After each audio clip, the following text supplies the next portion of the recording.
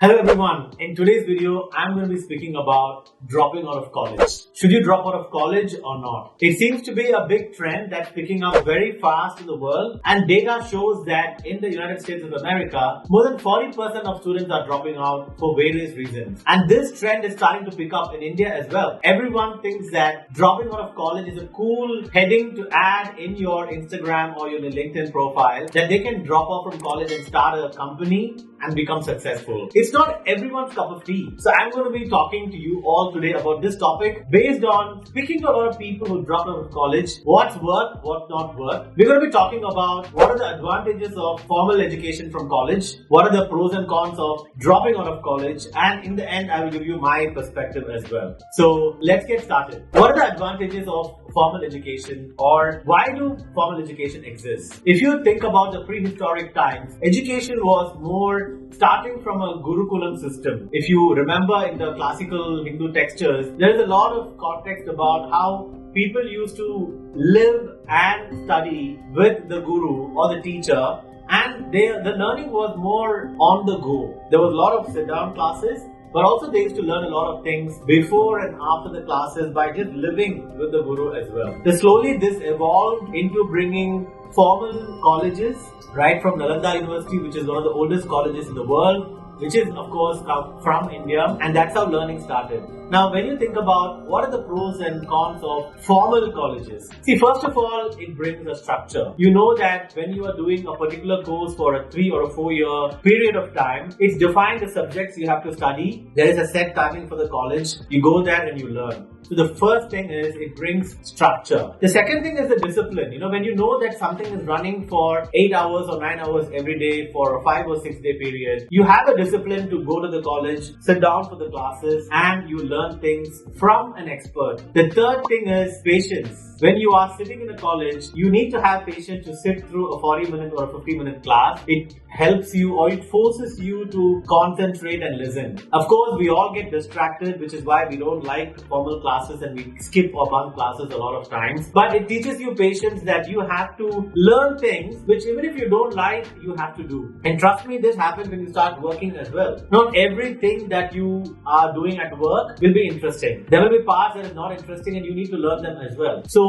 this is where the patience aspect is very, very important from a formal education. The most important learning from my perspective in a formal education is the soft skill development. Because you're going to a college, you are having a lot of students along with you. You're interacting with teachers, you're interacting with students, you have a lot of extracurricular activities, you may be part of various clubs, you may be part of various committees in the colleges, like you have science club, entrepreneurship club, you'll have sports clubs, you will have cultural entertainment clubs and committees, and they also organize annual conferences, seminars where you are interacting with guests from outside, and this improves a lot of your soft skills, which if you have seen my videos, I make a lot of emphasis that this is what organizations look for, is soft skills. We can teach you technical skills, but a lot of the soft skills is learned from interactions that you have in the colleges. For example, you do project work with a team. You learn teamwork. You learn how to be a leader in a team, and you learn how to get things done. This is a very important part of college work which many people don't realize. See, the biggest problem or the negativity why people think about colleges is that there is a lot of things that is non-value adding and I'm being bored of these things. But whatever is value adding, are you giving enough attention or time is what I want you to think about. If you go to college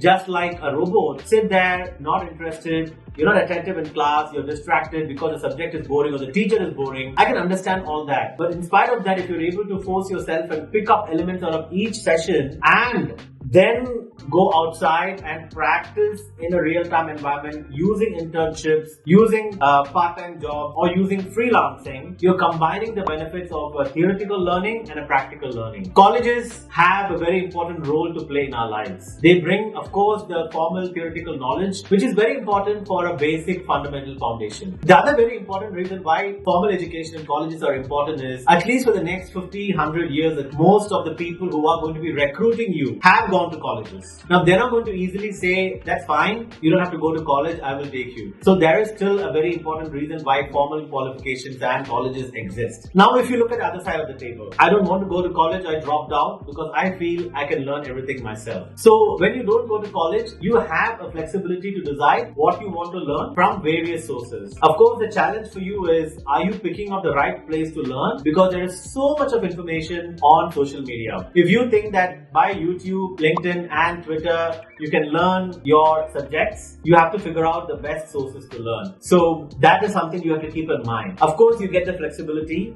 You get the choice to decide when you want to study. Maybe you are more of a night person and you study in the nights and you're not a day person. You also want to manage it at your own pace. These are the benefits. But what happens if you don't choose the right environment? You don't choose the right place to acquire knowledge. This becomes a big downside. And then you may not realize, but after maybe months of studying, you may realize that, hey, this is not recognized. This is not something that is giving me the right knowledge. Because the offline, on your own education that you're studying may not be certified or having the right knowledge coming in there which they teach you from a research and development perspective. This is where sometimes a lot of students go wrong. If you ask my personal opinion, which is the bonus tip I want to share, what do I think people should do if they think about dropping out from colleges? You should be looking at combining your formal education with informal education. You should be looking at side hustles, part-time jobs, entrepreneurship on the side, weekends, evenings, stretch yourself and learn all those things together, and that brings the best output. Of course, there are reasons why you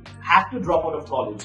For example, if you started a 4-year course, engineering course, and after 6 months you feel this is not the course for you, then there's no problem to drop out. You should drop out if you feel this is not your field. The other thing you can do is, you can also start with being an apprentice for someone at many different sectors. Maybe every month you choose one particular industry, you spend your time there on a part-time basis. Try and see if you like this particular industry. You do it for 5 or 6 different industries. Then you narrow down your favorite and go deeper in there, both from a formal and informal perspective. You can drop out if you have financial issues, if you have health issues, or if you have to take care of people in the family from a very extreme perspective, like somebody is chronically sick at home and you have to be home, then you can use informal education. But otherwise, I don't recommend that people drop out of college and just only use the informal base of education. I've given you a very simple perspective. I've not tried to go too deep. This is for people who are immediately thinking about dropping out of college. I hope this video helps you.